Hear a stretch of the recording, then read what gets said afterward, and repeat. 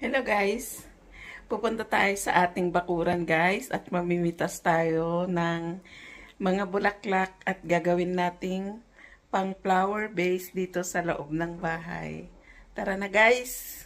Yan guys yung ating mga bulaklak ng rosas. Ang gaganda niya guys. Oh. Mamimitas tayo ng pang flower base natin guys. Ayan. Kumpul-kumpul ang kanyang bulaklak guys. Kaya kukuha tayo ngayon.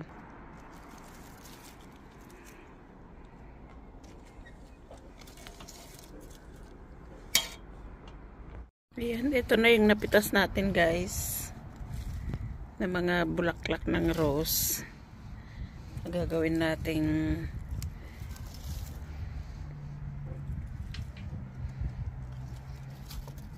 ilalagay natin guys sa ating flower base. Ayan na yan. Kuha din tayo ng ano guys, hydrangea. Ayan. Kasi ang gaganda guys. Ayan o. Oh. Ang dami niyang bulaklak guys oh. Hitik. Oh. Kukuha din tayo at ilalagay din natin na pang flower base. Ang gaganda.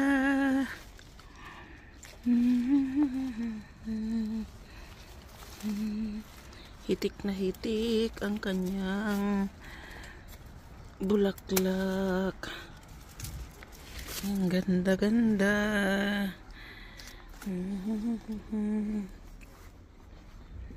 Ayan guys, mapapa-wow ka talaga.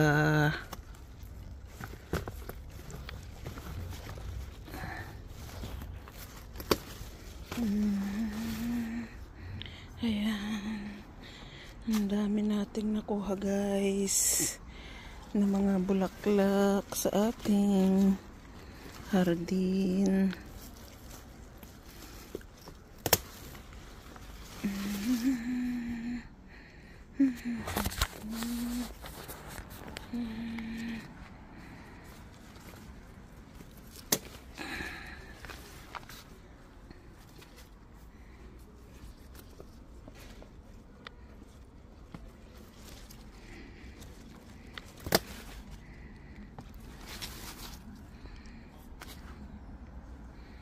Ayan, ang dami na guys. Ito naman yung hydrangea natin guys. Ayan.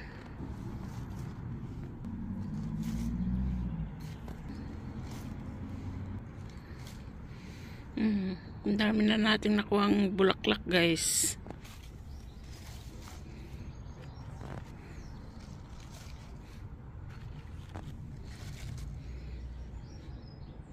Ayan yung mga nakuha nating bulaklak guys oh. Ang gaganda. Ngayon, gagawin na nating flower base guys. Lagyan na natin ng tubig yung base guys. Ayan. At saka natin ilagay ang ating mga bulaklak guys. Tanggalan muna natin ng ayan. Masyadong matangkad guys. Ayan.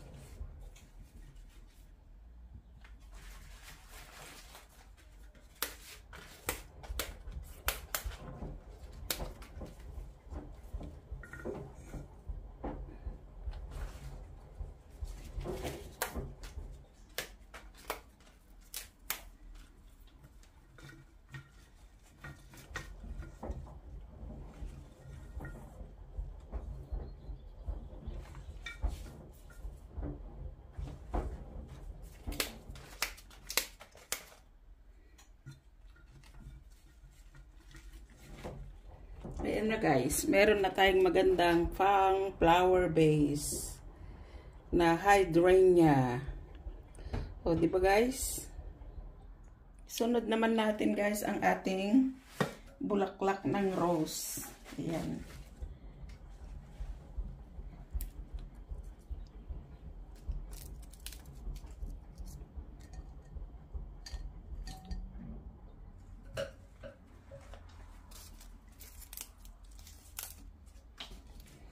Siya guys. Ang dami nating bulaklak guys. Mula sa ating bakuran. Oh, di ba guys? Ang gaganda.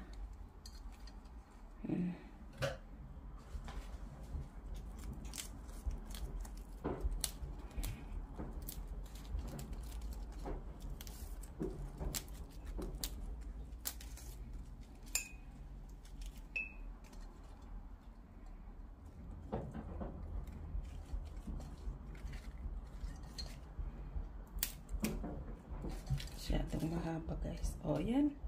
Ang ganda guys, oh.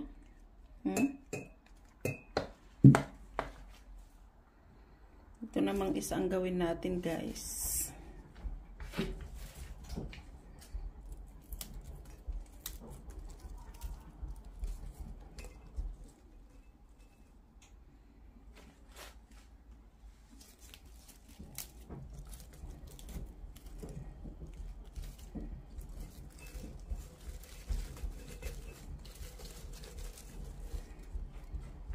Ayan guys, gawa na ang ating mga flower base. Oh, ang gaganda no guys. Oh.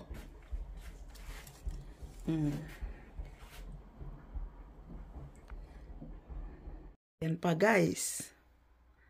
Galing din sa ating garden yan. Ayan, sa entrada din ng ating pintuan guys. Meron din. Galing din yan sa ating garden. At ayan pa guys. Punong-puno ng bulaklak na itong bahay natin. Galing lahat yan sa ating garden guys. Oh. Puro bulaklak galing sa ating bakuran sa garden. O, lalabas tayo ng bakuran guys para makita nyo yung mga halaman natin na mga bulaklak. Yung ating tanim na rose. Oh, hitik na yung bulaklak niya guys. Oh. Diyan ko kinuha yung flower base natin sa loob ng bahay. Oh. Oh. Yung hydrangea naman, oh guys. Hitik na ang kanyang mga bulaklak. Ang dami guys. Oh. Ito naman yung ating kalya lily guys. Yung mahaba na kulay puti. Ang dami pang umuusbong na naman na bulaklak niya. Yan guys. Variety ng ating hydrangea. Ang dami niyang bulaklak guys. Oh, kumpul-kumpul. Hitik. Nakabakod siya dito sa ating likod ng bakuran guys. Oh.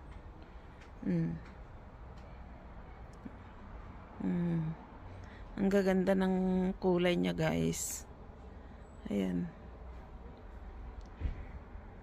Kaya marami akong nagawang flower base mula lang sa ating tanim dito sa bakuran guys. Tapos punta tayo sa harapan ng bahay. Ipapakita ko din sa inyo yung mga hydrangea na kulay puti. Guys, lalabas na tayo. Sa harapan naman tayo guys. Para makita nyo din yung mga halaman natin sa harapan na pinagkuhanan natin ng ating mga bulaklak. Ito siya guys, oh. Madami din siyang mga bulaklak ng hydrangea. Dito ko lahat kinuha yung mga pang ginawa nating flower base.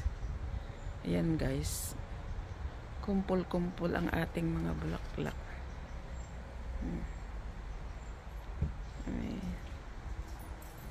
At syempre yung ating strawberries.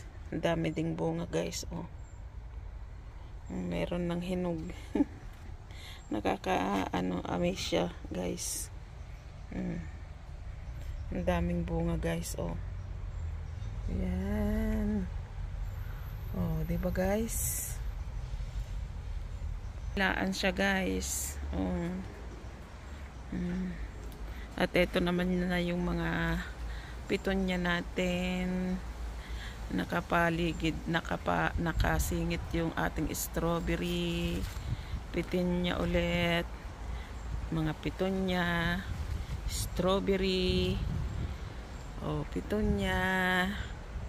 At syempre ang ating mga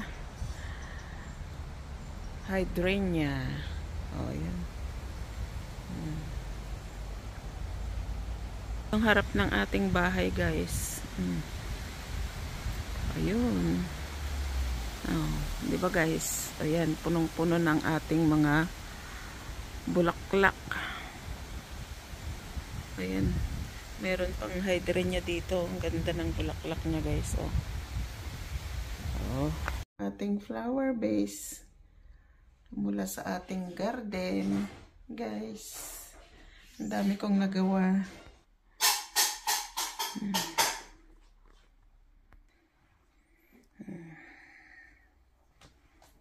Diba guys? Napakasaya, maaliwalas ang ating loob ng